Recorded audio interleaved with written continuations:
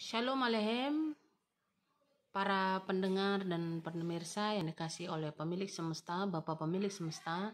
Hari ini saya coba menyanggah video yang disampaikan oleh Rabbi Yaakov tentang replacement teologi gugur katanya. Dan berikut ya video yang disampaikan oleh Rabbi tersebut dalam sebuah wawancara. Saya juga tidak tahu, tidak kenal. Cuman link video ini dari YouTube dikirimkan oleh sepupu saya. Jadi saya merasa saya mau meluruskan apa yang disampaikan oleh orang-orang yang ada di video ini. Bagaimana pendapat Rabi? Kan tadi Rabi sudah bilang bahwa ada orang yang mau jadi Yahudi atau apa. Nah, saya juga melihat adanya fenomena Kristen yang ke Yahudi-Yahudian. Sebenarnya Pak presenter atau moderator, bukan kita mau ke Yahudi-Yahudian, tapi memang kita harus banyak belajar dari orang Yahudi atau yang disebut dengan orang Israel. Kenapa? Karena Keluaran 4 ayat 22 berkata bahwa Israel itu adalah yang sulung. Ya, mereka jadinya adalah yang nomor 1. Dan Rabbi Saul berkata, Romanim 3, apakah keunggulan dari Yahudi? Dikatakan di sana, dalam segala hal. Jadi kita yang terlahir secara fisik bukan dari Yahudi, oleh karena ya dafar telah menjadi manusia, maka kita yang bangsa-bangsa ini dientenkan, dicangkokkan kepada batang Yahudi asli, pokok zaitun. Ya. Jadi kita sesuai dengan Shemot 4 ayat 22, engkau akan berkata kepada Fir'aun, beginilah, Yahweh berfirman, Israel adalah anakku yang sulung. Jadi nggak mau, suka nggak suka, kita memang harus belajar dari kakak sulung. Itu karena sesuai dengan dafar. Nah, kemudian memang pada akhir-akhir ini gerakan untuk kembali kepada akar Ibrani itu sedang, ya, gerakan akhir zaman sedang terjadi. Romanim 3 ayat 2 tadi berkata, dalam segala hal apakah Yahudi itu keunggulannya? Ya. Yang kedua, Rabbi Saul berkata banyak dalam segala hal, karena pertama-tama sesungguhnya bahwa mereka telah dipercayakan firman Elohim. Jadi bukan kita mau ke sok Yahudi-Yahudian, bukan. Memang kita harus meniru Yahudi. Ya, memang harus meniru, bukan sok-sok, tapi mereka adalah yang sulung. Ya, bangsa-bangsa, kita bangsa-bangsa mencontoh. Kemudian Mika 4 ayat 2 berkata begini, di dalam bahasa asli, we halahu goyim rabim, ya, we amaru lahu we naale el har Yahweh we el bet Elohe Yaakov we yaurenu midrahu we nelaha berohotau, ya, mission tese Torah udavar Yahweh Merishalayim. Apa artinya? Bahwa Torah, ya, itu memang datang dari Sion. Torah itu datang dari Sion. Kita harus akui. Ya. Dan banyak bangsa itu adalah goyim. Nah, kita. Oke, yang di luar Yahudi disebut goyim, yang tidak lahir secara fisik, ya, itu disebut goyim. Tapi ini dafar, ya. Di kitab Anda juga pasti ada ini. Ya, karena banyak bangsa dan banyak bangsa akan pergi dan berkata, marilah dan biarlah kita naik ke gunung Yahweh dan ke bait Elohim Yaakov, dan biarlah dia mengajar kita jalan-jalannya, dan biarlah kita berjalan di jalan-jalannya, sebab Torah akan muncul dari Sion dan dafar Yahweh dari Yerusalem. Jadi ayat-ayat ini memang, ya, kita harus kembali kepada firman. Dan satu lagi Yohanan 4 ayat 22, berkata begini, kamu menyembah apa yang tidak kamu kenal, kami menyembah apa yang telah kami kenal. Karena keselamatan itu berasal dari orang-orang Yahudi. Jadi ya memang harus kembali. Memang harus kembali karena sesuai dengan daftar. Ya. Ya. Nah ini nih pandangan Kristen Rabi ini ada gimana? banyak nih Iya. tipikalnya. Iya. Misalnya suka menggunakan atribut Yahudi, atau kadang dia masuk ke doktrin yang main-main di grey zone. Di grey zone. Di grey zone ini agak bahaya nih, grey zone. Kenapa? Oke lah kalau masih sampai di atribut Yahudi, tapi dia cuma pakai aja untuk worship. Tinggal kita kasih penekanan bahwa ini untuk Yahudi, besok-besok dia lepas, selesai. Nah, Tapi buat yang ada sebenarnya di atribut-atribut yang dimaksud itu seperti apa, ya? Kalau kami pada hari-hari ini memakai memang jubah doa. Ada yang disebut dengan jubah doa, yaitu talit seperti ini, ya. Talit. Ya. Ini adalah atarahnya. Ini adalah tulisan Ibraninya. Ya. Di mana di sini dikatakan Baruch Ata, Baruch ya, nama Anda Pak Rabi adalah Baruch, bisa dibaca Baruch. Dan di sini Baruch Ata ini adalah nama Bapa semesta. Ya, yang sebagian Anda memanggilnya dengan Hashem atau Adonai. Ya, padahal tulisan aslinya di dalam kitab suci itu tertulis Yod He Waw He, tapi Anda membacanya Adonai. Baruch ata Yahweh Eloheinu melech haolam, ya, asher kitsanu bemitzvotav vetzivanu leita tatif basitsit. Ini di mana tertulis Bapak Ibu? Ya, ini di mana dituangkan? Ini ada di dalam bilangan ya, atau ya 15 ayat 38, Bemidbar 15 ayat 38. Jadi Anda percaya Tanakh, kita juga percaya Tanakh ya. Kitab yang Anda pakai adalah Tanakh, kami pun memakai kitab Tanakh. Nah, di situ dikatakan Davar el bnei Israel we amarta alachem we asu lachem sit ya. Sit. Ya, ini sit Jumbai. Ya. Alken big ya, big dechem le dorotam we nataanu al sit hahanap ribon techelet. Ya. Jadi ini memang dibuat dari ada daun ya, berwarna techelet ya. Jadi ini memang perintah. Nah, ayat ini Devarim 15 ayat 38 ini memang merupakan ayat yang juga bagian dari Torah. Jadi ketika kita melakukan ini, kita melakukan Torah. Mispot. Kan Mika 4 ayat 2 tadi berkata bangsa-bangsa akan datang untuk belajar Torah. Dan kita belajar, kita pakai. Ya, kita pakai sit pada saat kita berdoa. Bila perlu kemana-mana, kita pakai sit. Ya, kenapa? Karena sit ini atau disebut juga dengan jumbai, itu sebagai pengingat akan Torah, pengingat akan ketetapan-ketetapan yang Bapa berikan. Manusia itu terbatas pola pikirnya. Jadi harus ada sesuatu yang dipergunakan ya sebagai tanda, mark gitu loh. Untuk bisa dia mengingat, oh, ketika dia melihat ini, techelet ini, dia yang tadinya syur dengan perempuan, dia nggak jadi syur. Kenapa? Dia ingat, ya, jangan berzina. Jadi ingat, dia teringat. Gitu. Kenapa? Karena dia ada tanda. Nah, kemudian atribut seperti apa? Ada atribut seperti ini. Sangkakala. Di dalam bahasa asli disebut shofar. Ya, shofar. Nah, Mizmur 81 atau Tehillim 81 ayat 4 berkata gini. Tiuplah sangkakala pada bulan baru, pada bulan purnama, pada hari raya. Jadi memang ada perintah untuk apa? Meniup shofar. Nah, kalau kita lihat di dalam bahasa aslinya Mizmur 81 ayat yang keempat ini, ya, demikian bunyinya.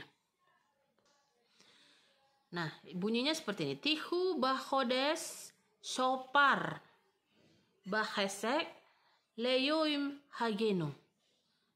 Ya, kiho Israel hu misfat leolehe Yakob. Apa artinya? Meniup shofar pun ya itu adalah ketetapan bagi Israel, suatu peraturan dari Elohim Yakob. Jadi namanya peraturan mispot, bangsa-bangsa tadi itu wajib mengikuti. Ya, jadi bukan atribut, ya, bukan mau menggunakan atau mengambil-ambil, atau kita lagi ada di zona gray apa tadi gray zone ya. Tidak, kita justru sedang tidak berada di zona nyaman. Kenapa? Ketika saya pribadi dari kekristenan yang seperti ini kita tidak tahu sampai ya Yesaya 11 ayat 2, Yesaya 11 ayat 2, ruah Elohim itu dicurahkan. Ruah Elohim jika ada di dalam seseorang, itu dia akan dipenuhi dengan ruah kokhmah, hikmat, ruah da'at, ruah bina, ruah da'at, ruah gevura, ruah etsak, ruah yira et Yahweh. Sehingga ruah kodes akan menuntun kita kepada kebenaran. Tapi buat yang ada di gray zone ini yang danger. Kenapa? Karena kan kita sepakat bahwa Torah untuk Yahudi, Yesus untuk kekristenan. Jadi Pak Tapi Baruch, tidak ada orang yang melakukan Torah itu jadi danger hidupnya, nggak ada. Tidak ada tertulis dalam tanah. Orang melakukan mispot atau ketetapan itu hidupnya jadi danger tuh nggak ada. Ya, coba kita lihat lagi dalam Keluaran 12 ayat 49 ya. Shemot 12 ayat 49 berkata gini. Satu Torah ini berlaku untuk penduduk asli dan untuk pengembara yang menumpang di tengah-tengahmu. Oke, kita bangsa-bangsa, bukan penduduk asli. Kita sedang menumpang di muka bumi ini. Maka Torah itu berlaku dalam hidup setiap kita. Jadi orang yang melakukan Torah, Pak, ya, coba kita buka Maleakhi 2 ayat 6. Jadi nggak ada orang yang melakukan Torah, Pak, dangerous hidupnya nggak ada. Maleakhi 2 ayat 6 berkata, Torah kebenaran ada di dalam mulutnya dan kecurangan tidak ditemukan pada bibirnya. Dalam damai sejahtera dan keadilan dia berjalan bersamaku dan dia membuat banyak orang berbalik dari kejahatan. Jadi Pak, ketika kita, Pak Rabi, melakukan Torah, maka kecurangan itu tidak ada di dalam mulut kita. Termasuk kecurangan di dalam memberitakan ya kebenarannya. Kalau memang ada yang harus disingkapkan, diberitakan, kita harus beritakan. Kenapa? Orang yang melakukan Torah ya ada damai sejahtera dalam hidupnya. Dia akan berlaku adil, ya. Dia akan berlaku adil. Dan kemudian oleh Torah banyak orang akan berbalik dari kejahatannya. Banyak orang akan berbalik. Oh, ini rupanya nggak boleh dilakukan. Karena apa? Merugikan sesamaku. Ini tidak bisa aku perbuat. Ya, aku nggak boleh mencuri. Karena ini bisa merugikan sesamaku. Jadi Torah is love. Orang yang melakukan Torah ya mungkin sepertinya sederhana. Torah itu terdiri dari 5 kitab di dalam Tanakh ya. Torah itu ditulis oleh Mose dari mulai Beresit, Shemot, Waikra, ya Bemidbar dan Devarim. Atau di dalam bahasa diterjemahkan ke bahasa Indonesia itu Kejadian, Keluaran, Imamat, Bilangan, Ulangan. Jadi itu ada 5 kitab. Dan itulah Torah 5 kitab itu.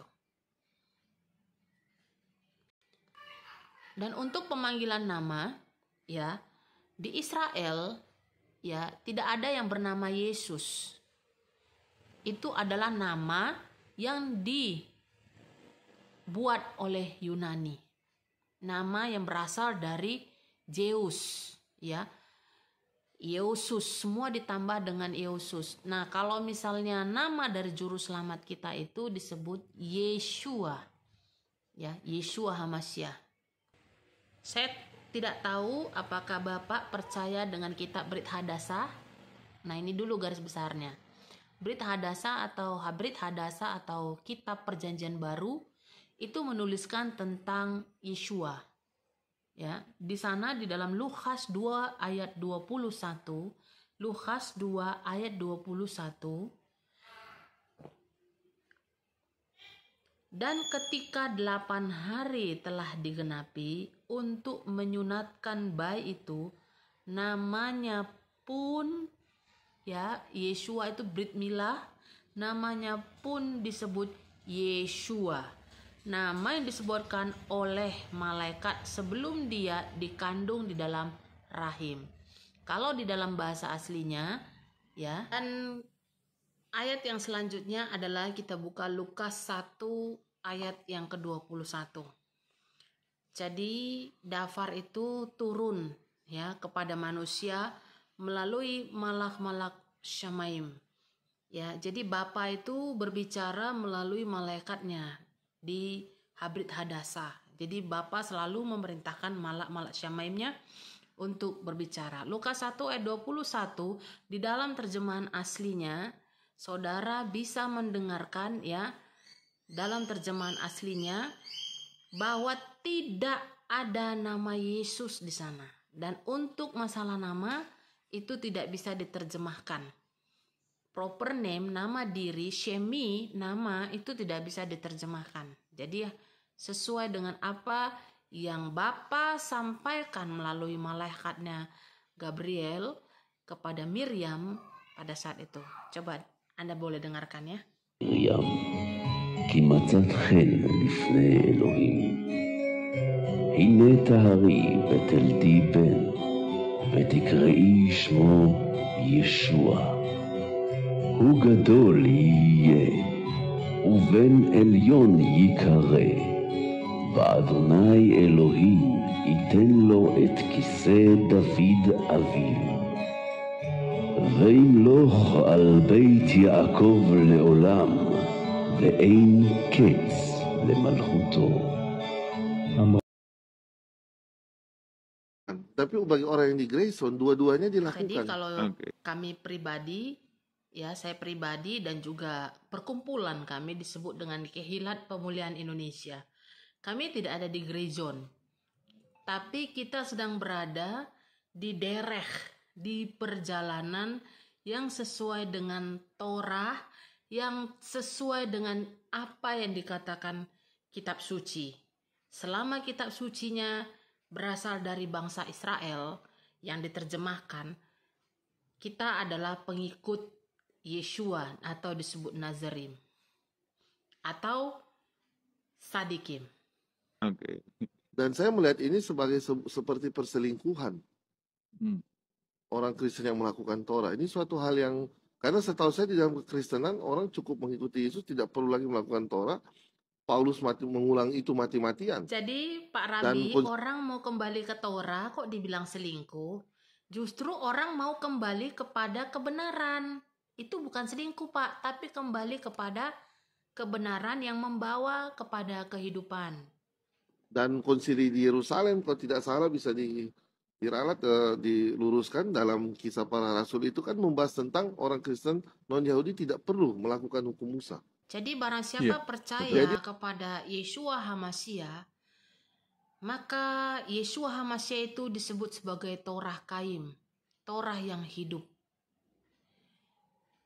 Yeshua datang ke muka bumi ini bukan menghapuskan Torah. Dulu saya kenal namanya Yesus, ya.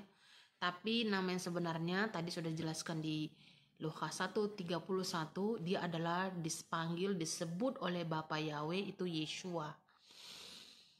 Nah, Yeshua itu adalah Torah Kaim, Torah yang hidup.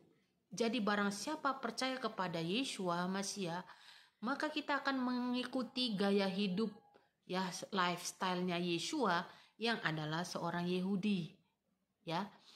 Tetapi Yeshua berkata dia datang ke muka bumi ini bukan justru menghapuskan Torah. Jangan sesat, kita jangan salah. Jangan kita tersesat, keliru ke jalan yang lain. Kita harus tetap pada dereh. Yeshua datang untuk menggenapi Torah.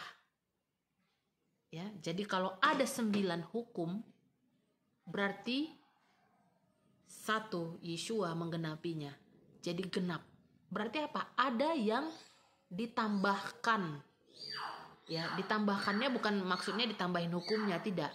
Contoh, Yeshua berkata begini, ada Torah mengatakan jangan berzina. Nah, tetapi Yeshua berkata, memandang saja pun sebelum melakukan perbuatan itu sudah berzina. Nah, itu lebih berat lagi. Kemudian Torah berkata jangan membunuh. Ya. Tetapi Yeshua berkata, kita sebelum membunuh itu kan berarti menghilangkan nyawa seseorang.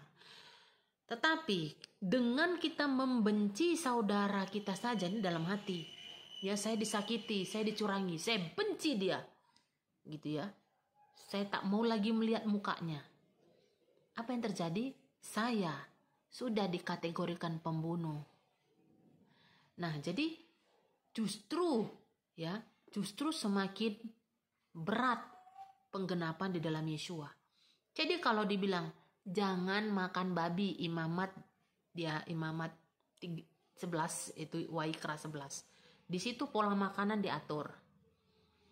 Ya, jadi kalau dalam hal makanan saja kita tidak bisa menundukkan diri kita, ya, bagaimana mungkin kita bisa menerima hal-hal yang rohani?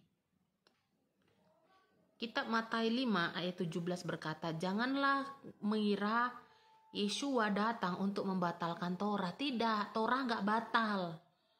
Atau membatalkan kitab para nabi-nabi. Oh tidak. Yeshua datang tidak untuk membatalkan, melainkan menggenapinya. Jadi di dalam Yeshua HaMashiach ada penggenapan. Ya, dia bisa melakukan di dalam Yehudi, koreksi saya jika salah, itu ada 613 Torah. Yeshua sanggup melakukan itu. Dan jika kita sebagai manusia pengikutnya, kita belum bisa mengikuti sepenuhnya atau menjalankan Torah sepenuhnya, maka kita meminta kekuatan Ruach HaKodes. Ya, kita manusia jatuh bangun itu biasa. 7 kali orang benar jatuh, 7 kali dia akan bangkit. Ya. Dan di dalam Yeshua HaMashiach ada pengampunan, ada rachamim. Jadi di dalam pola Yahudi juga kita belajar bahwa Adon HaSelihot, Bapa itu adalah Maha Pengampun, Maha Pengasih, Maha Penyayang. Ya, ketika kita sudah menyembah Elohim yang benar, kita gagal melakukan Torahnya, kita bangkit lagi. Bangkit lagi. Ya, karena apa? Bapa Yahweh itu menyelidiki hati. Ya, bukan seperti ahli Torah. Ya, Yeshua mengecam para ahli Torah. Dia berkata, celakalah, hai engkau ahli kitab dan ahli Torah. Oh, mereka ini adalah expert di dalam menjelaskan Torah, tetapi bukan pelaku Torah.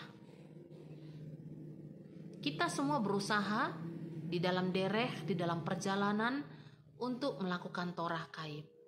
Karena itu adalah ketetapan dari Bapa Yahweh. Rabi Saul menuliskan di dalam Galatim 3 ayat yang ke-28 sampai dengan 29. Tidak ada lagi orang Yehudi atau Yunani. Tidak ada lagi hamba atau orang merdeka. Tidak ada lagi laki-laki dan perempuan. Karena kamu semua adalah satu dalam HaMashiach Yeshua. Dan jika kamu milik HaMashiach, menurut kamu adalah keturunan Abraham, bahkan ahli waris menurut janji-janji.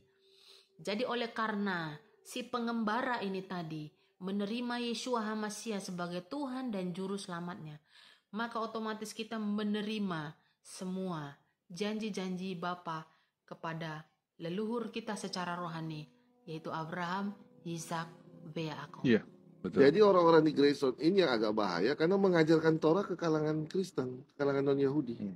Oke. Jadi orang Kristen yang udah merdeka nih, Pastor, Iya. disuruh untuk jangan makan babi, Iya. Ingat, udah ibadah minggu disuruh ibadah sabat lagi. What do you think as a Christian? Jadi Pak Rabi, Iya. Lalu Bapak harusnya membawa orang itu kembali kepada Torah. Orang beribadah pada hari Syabat, ya, itu memang ketetapan. Sekali lagi itu misfot, itu Torah. Ya, di mana tertulis? Di Keluaran 20, Pak. 20 ayat yang ke-8. Dan itu ada di dalam 10 perintah, tepatnya yang keempat. Ingatlah hari Syabat, ingatlah Yom Syabat untuk menguduskannya. Ayat 10, tetapi pada hari ke-7 adalah Syabat, ya, bagi Bapa Elohimmu. Setiap pekerjaan janganlah engkau lakukan, baik engkau atau anakmu laki-laki, atau anakmu perempuan, budakmu atau wanita pelayanmu, atau ternakmu, ataupun orang asing yang ada di dalam gerbangmu. Jadi Pak, itu perintah. Kenapa Bapak larang orang untuk merayakan Syabat? Ya, boleh ibadah hari Minggu, boleh. Setiap hari juga boleh ibadah. Tetapi Syabat itu adalah ketetapan. Ya, saya heran. Bapak Rabi, tapi Bapak tidak mengajarkan Torah. Torah itu berlaku bagi semua pengembara, Pak. Ya, jadi di dalam perhitungan hari menurut kalender Ibrani atau menurut ada nama-nama hari menurut penciptaan, ya. Itu bisa dilihat dari Kejadian 1, tapi harus dalam bahasa asli, dalam kitab aslinya. Beresit 1. Jadi nama hari penciptaan pertama itu disebut dengan Yom Rishon, yang hari kedua disebut Yom Sheni, hari ketiga disebut dengan Yom Shlisi, hari keempat Yom Revi'i, hari kelima Yom Kemisi, hari keenam itu disebut Yom Sisi, dan hari ketujuh itu disebut Yom Syabat. Jadi Syabat is Syabat. Namanya Syabat, iya, Shin Bet Tau. Ya. Di Syabat kita berhenti dari setiap activity kita dan mulai merenungkan dafar, Torah, dan semua mengucap syukur atas kebaikan-kebaikan yang Elohim berikan. Iya. lalu saya sih merasa itu dibebani lagi. Iya. Kemerdekaannya itu dicabut lagi, padahal itu tujuan kekristenan kan. Iya. Nah, tetapi mungkin kalau yang saya maksudkan Kristen ke Yahudi yang di sini yang mau seperti Yahudi ya, mungkin emang betul tadi apa yang kata Rabi katakan, ada yang pakai jubah-jubah tertentu, tiup-tiup sangkakala, bahkan iya, bukannya sampai di sana doang, mulai ada penamaan tahun Ayin Dalet, tahun apa. Nah, itu kalau Yudaisme sendiri juga ada penamaan seperti itu gak? Yudaism tidak pernah menamai tahun kita. Kita tahu tahun ini misalnya tahun mau masuk tahun Ayin P, Ayin Dalet, tapi kita tidak Dalet artinya ini, P artinya ini. Itu dalam bahasa Ibrani saja. Kita menamai tahun ini, tapi tidak ada makna yang kita cari. Ini tahun ini itu akan berwujud apa, untuk apa yang harus kita lakukan. Orang Yahudi itu cuma dua pilihan. Kita lakukan Torah, kita diberkati. Kita tidak melakukan Torah, kita dikutuk. Dalam Ulangan 28. Jadi kita sebagai pelaku Torah, jadi kita dikekang maksud Bapak. Iya Pak, memang kita harus dikekang. Torah itu seperti pengekang. Sama seperti kita itu di tangannya Bapa Yahweh. Dan Torah itu mengekang kita. Untuk apa? Supaya kita tetap di jalannya Bapa Yahweh. Kayak kuda Pak. Kuda itu harus dipasang kekangnya Pak. Supaya tidak liar. Demikian juga umat pilihannya. Harus ada Torah supaya tidak liar, Pak. Supaya tetap di dalam derek jalan yang Bapa Yahweh mau kita lakukan. Sama kayak kuda tadi, Pak. Dia harus dipasang kekang, matanya harus ditutup, mulutnya harus dikekang. Supaya apa? Dia tetap berjalan menurut jalan tuannya. Jadi sampai kepada tujuan yang diinginkan tuannya. Kita pun sampai kepada tujuan yang Bapa Elohim kita inginkan. Apa itu? Syamaim, yaitu kekekalan. Mengenai tahun-tahun, siapa bilang Yudaism tidak merayakan tahun, Pak? Buktinya mereka merayakan tahun baru Rosh Hashanah. To a Jewish family all around the world, Shana Tova, Happy New Year. My hope for the Jewish people this year is that we remember we are one family. It does not matter if you're Orthodox, secular, Reform, or conservative. It does not matter which synagogue you pray in or if you pray at all. It does not matter where you were born or what language you speak. We are one people with one shared story, with one shared homeland. We should focus on what unites us and know how to talk about the things we disagree upon. That's what a family does. This year, let's write the next chapter of our story, a chapter of unity. From here in Jerusalem, on behalf of myself and the government of Israel, I want to wish you all and your loved ones a Shana Tova, Happy New Year. Ulangan 28. Oke. Mau tahun apapun itu ya tidak berpengaruh gitu. Kalau Oke. kita tidak melakukan Torah, ya kita tetap kena hukuman. Wah, ini menarik. Sekarang pertanyaan gongnya deh nih. Bagaimana dengan nama Allah? Nama Apakah Allah. nama Allah itu harus pakai nama Yahudi ataukah bolehkah orang Kristen menyebut yang Maha Agung itu sebagai Allah? Iya. Sebab ini ada beberapa aliran ya, kalau yang saya tahu alergi banget. Bahkan saya baru diceritain sama teman saya, ada di gereja lagi present worship, Allahku dahsyat, ngamuk pendetanya, padahal dia tamu, di-stopin langsung. Kalau menurut saya itu orang-orang kurang pikir.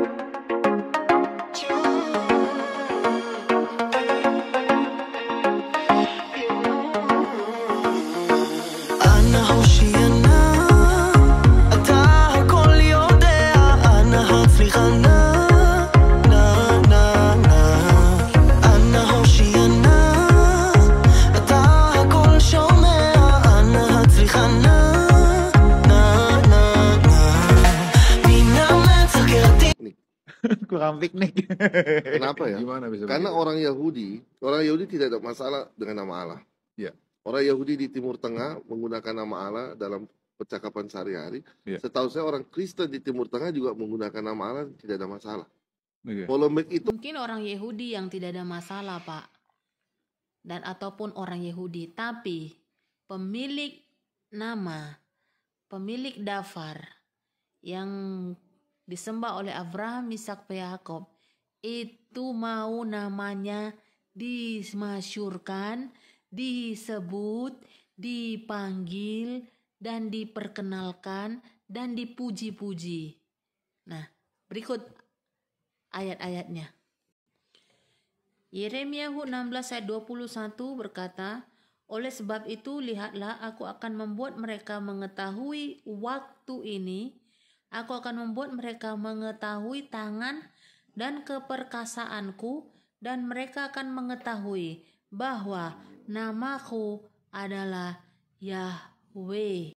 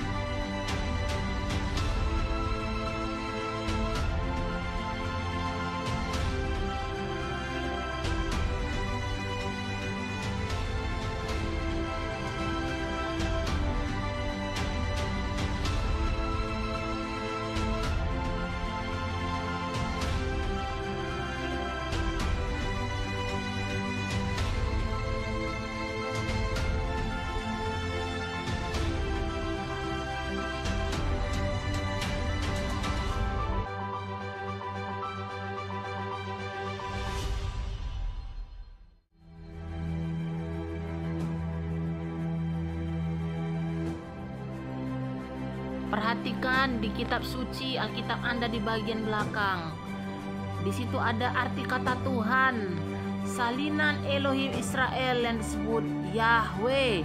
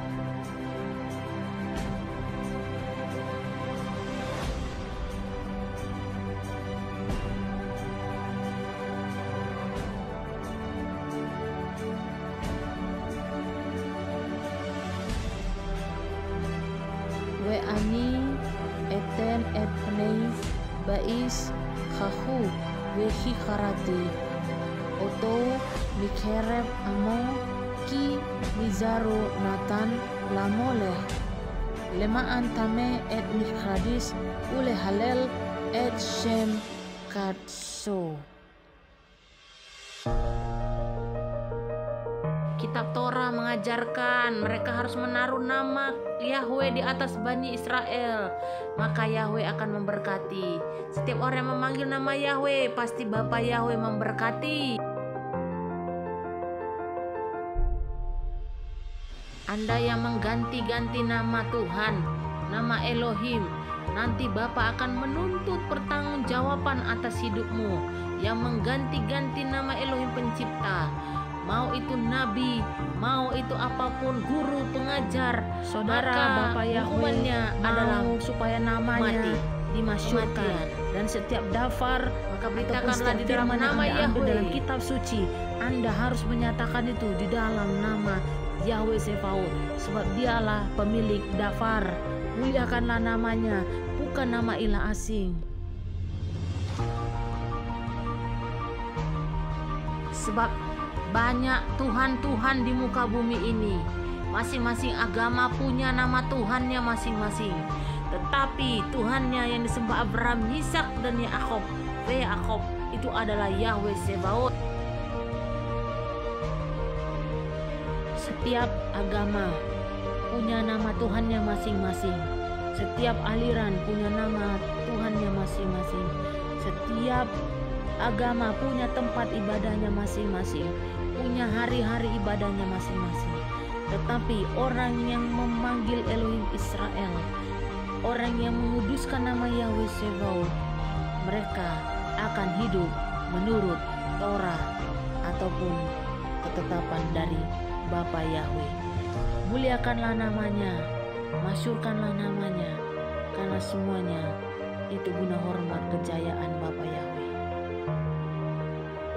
Orang yang menyembah Elohim Yahweh Sebaot, maka hari ibadahnya, hari yang dikuduskannya, hari perhentiannya itu adalah Syabat. Dan setiap yang menyembah Elohim Yahweh, setiap Syabat mereka akan pergi ke Bikra Kodes, pertemuan, yaitu ke sinagoga. Dan setiap orang yang percaya kepada nama Bapa Yahweh, di dalam nama Adonai Yeshua HaMashiach, mereka disebut kahal atau kehilat, di mana gerbang maut tidak akan bisa menyentuh kehilatnya Bapa Yahweh.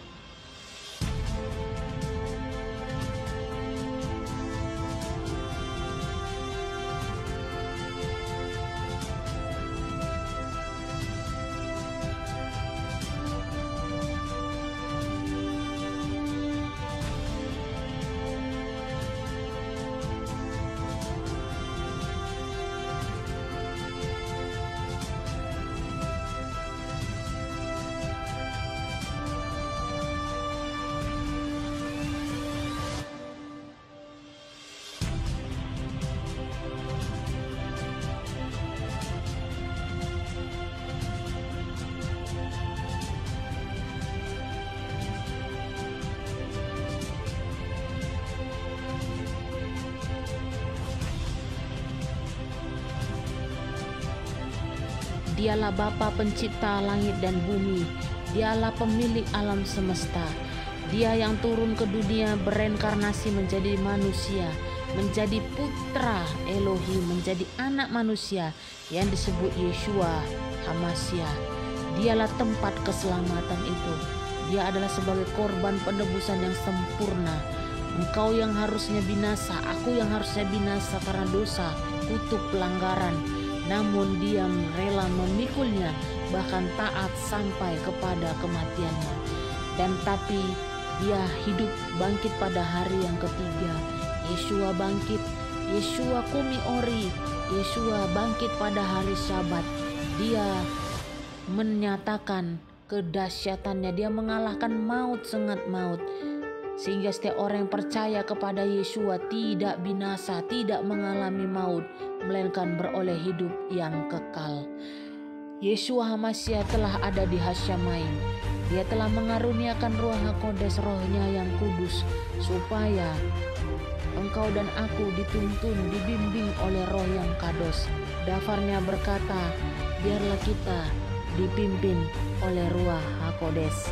Karena roh Elohim itu adalah roh yang dahsyat, roh yang berkuasa dan yang ajaib.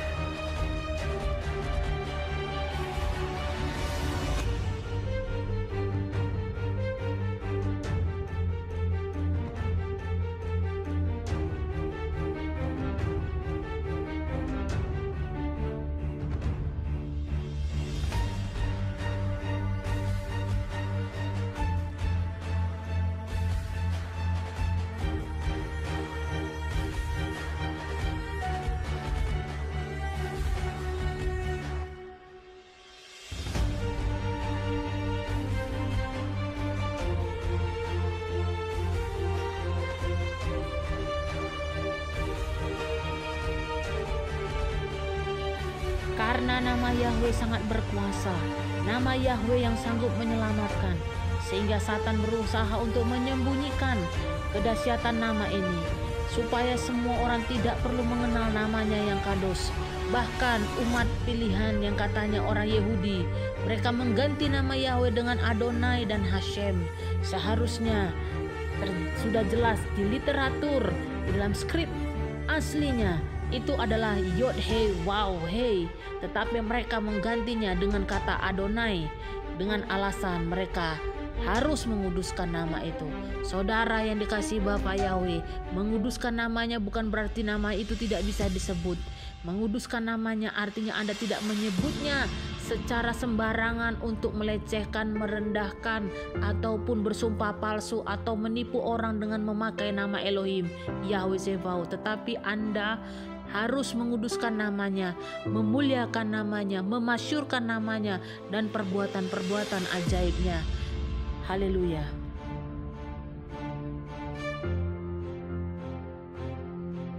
Apapun latar belakangmu, apapun keadaanmu, siapapun engkau, dan apapun masa lalumu, saat ini Dia adalah yang setia dan yang adil.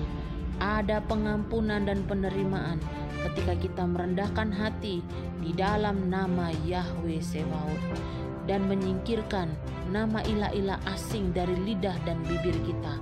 Kita harus memutuskan setiap hubungan kita dengan sesembahan-sesembahan lama, sesembahan-sesembahan yang tidak berasal dari Israel, dari Yerusalem, nama-nama yang bukan Bapa Yahweh berikan melalui perantaran nabi-nabinya.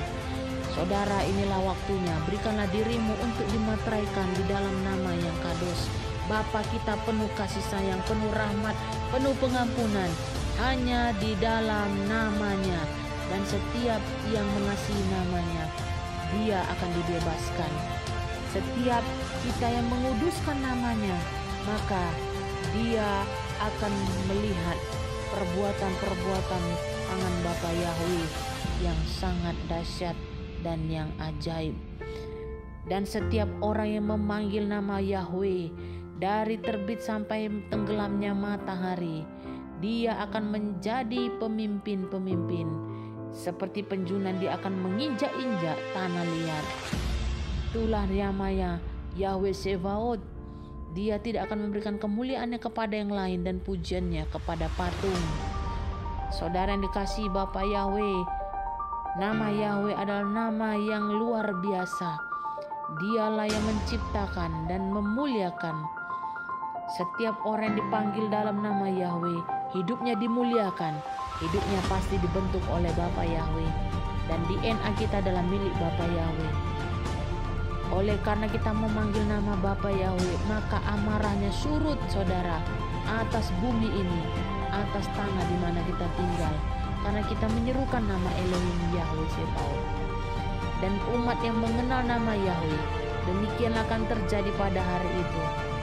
Setiap orang yang memanggil nama Yahweh akan mendengarkan firman-Nya. Haleluya. Berikanlah dirimu dibaptis atau ditabalkan, dimateraikan di dalam nama Bapa. Anda bisa menghubungi setiap anak-anak Bapa Yahweh yang sudah percaya kepadanya. Anda boleh menghubungi saya melalui channel ini.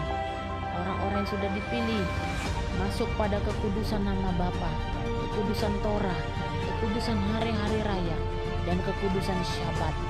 Itulah panggilan kita di akhir zaman ini. Persiapkan diri kita, dan kita sebagai bait suci Elohim, maka kita bukan lagi sarang penyambang, tetapi kita menjadi putri-putri Sion, mempelai-mempelai Hamasya Yeshua yang sangat dihargai dan dihormati oleh Bapa Yahweh.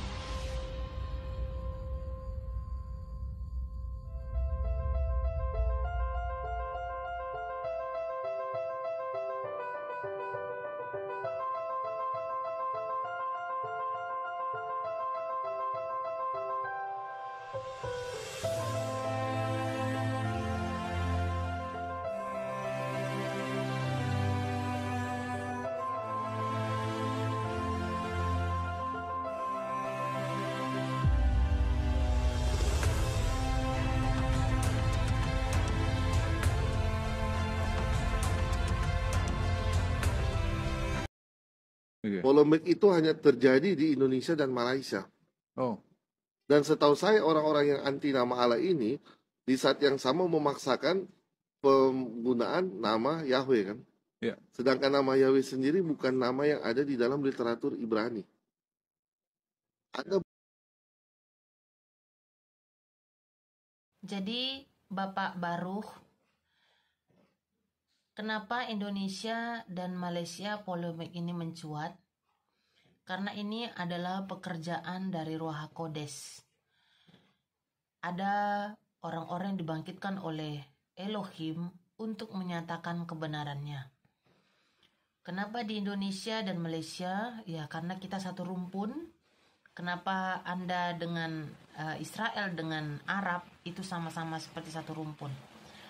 Jadi penggunaan nama ilah asing sudah jelas ya bahwa nama ilah asing itu adalah nama sesembahan dari kaum Quraisy. Dan jika kita jujur dengan manuskrip aslinya, tulisan atau ejaan dari nama Bapa pemilik semesta itu adalah Yod He Waw He. Di gambar sebelumnya saya sudah tunjukkan Yod He Waw He. Kalau kita jungkir balikkan atau maaf ya,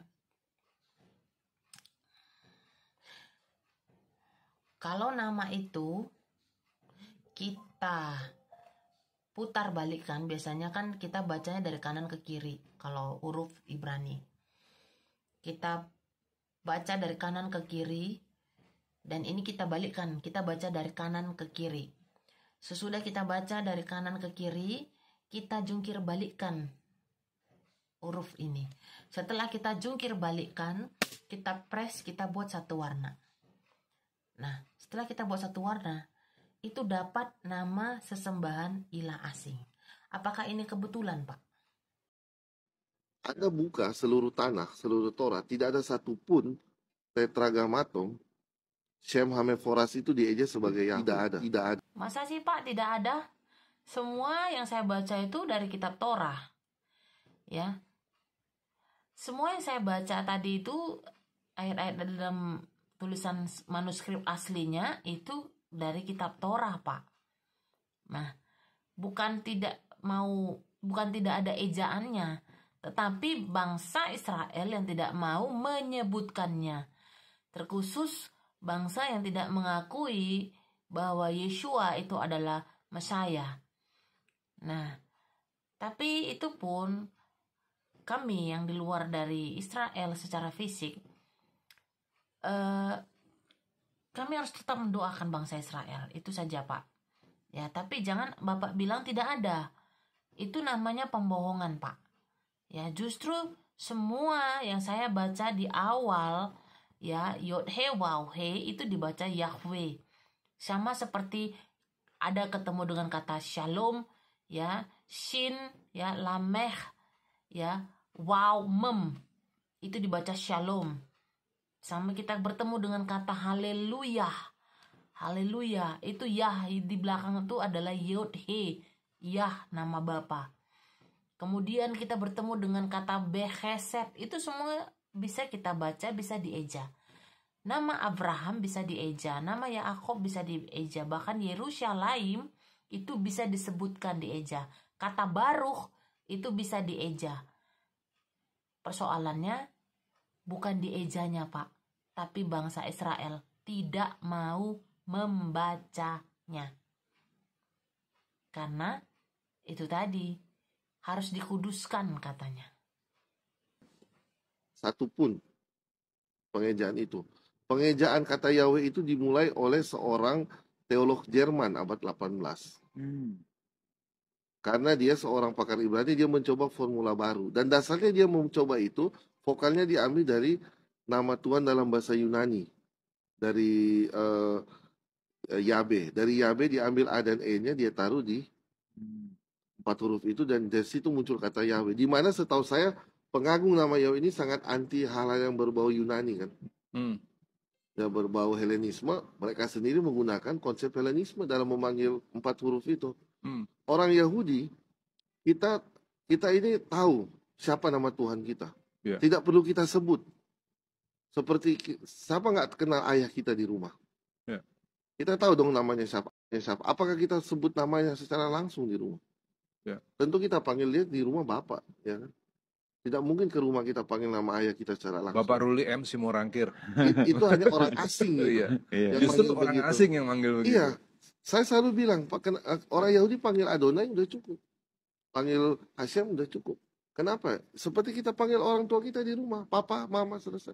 Tapi kalau kita panggil ya Tuhan, Yahweh, seperti kayak ya Bapak John, ya Ibu Marta, itu kayak orang asing justru. You not belongs to them. Dan buat saya ini sesuatu konsep yang sangat di luar Judaism, dan Judaism mendapat fitnah dari orang luar karena aliran yang menurut saya memang sebenarnya sangat jauh dari prinsip Judaism. Ya. Mengagungkan nama Tuhan di dalam konsep Judaism, kita melakukan firman Dia. Oh, bukan cuma sekedar menghargai namanya, tapi Bukan. yang dimaksud adalah dengan perbuatan malah. Dengan kita melakukan mitzvah, Ya. makanya ingat di Perjanjian Baru kan, Ya.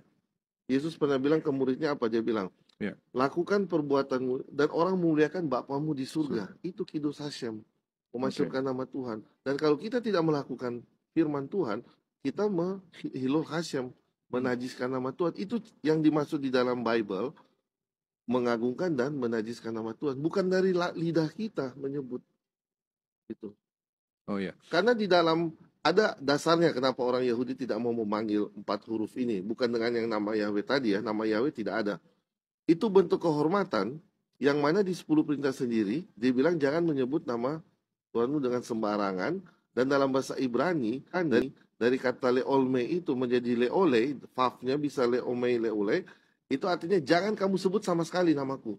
Dalam Keluaran 3:15 waktu Hashem bilang asero ese leole, jangan sama sekali kamu sebut namaku. Kamu cukup tahu dan jangan dipanggil-panggil. Jadi Tuhan sendiri yang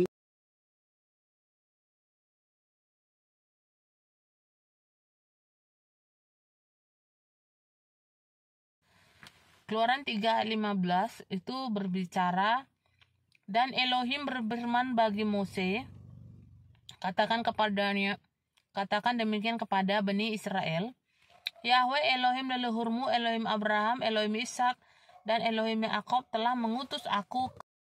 Nah, di sini kalau kita lihat di dalam bahasa aslinya, ya, justru Bapa ya berkata gini, Wayomer od Elohim. Jadi ada kata od di sana, itu artinya moreover. Berarti apa? Berkali-kali. Ya, Elohim itu berfirman berkali-kali loh. Kepada siapa? Kepada Mose. El Moshe. Koh Tomar El Bnei Israel. Yahweh Elohe Avotechem Elohe Abraham Elohe Yisak Elohe Yaakov. Salachni alechem Zeh semi leolam. Perhatikan kata Zeh semi leolam wazeh. Ya, jadi kata Zeh di sini dia mau supaya namanya itu yang menyatakan identitas dari Elohim itu sendiri diingat, disebut selama-lamanya dari generasi ke generasi. Zikri ledor vador. Ya, jadi Bapak mau di Keluaran 3 Beresit 3:15 ini mau berulang-ulang namanya itu disebut, dinyatakan, bukan dilupakan atau bukan tidak bisa disebut. Nah, kemudian dalam Keluaran 20 itu berkata gini, ingat dan kuduskanlah, jangan menyebut nama Yahweh Elohimmu untuk kesia-siaan. Jadi kata lo di sana, jangan menyebutnya nama Yahweh untuk kesia-siaan. Ya, untuk kesia-siaan. Nah, jadi contohnya gini, dilarang membuang sampah sembarangan. Berarti kan sampah itu bisa dibuang, gitu loh. Tapi jangan sembarangan. Nama Bapa bisa disebutkan, ya, dan dimasyurkan di dalam tefilah, di dalam pujian penyembahan, di dalam kesaksian perbuatan-perbuatan yang maha dahsyat, nama Bapa Yahweh itu bisa disebutkan, tetapi jangan dengan kesia-siaan. Kalau di dalam bahasa aslinya kita lihat Keluaran 7 ayat yang ke-20. Keluaran 7 ayat yang ke-20.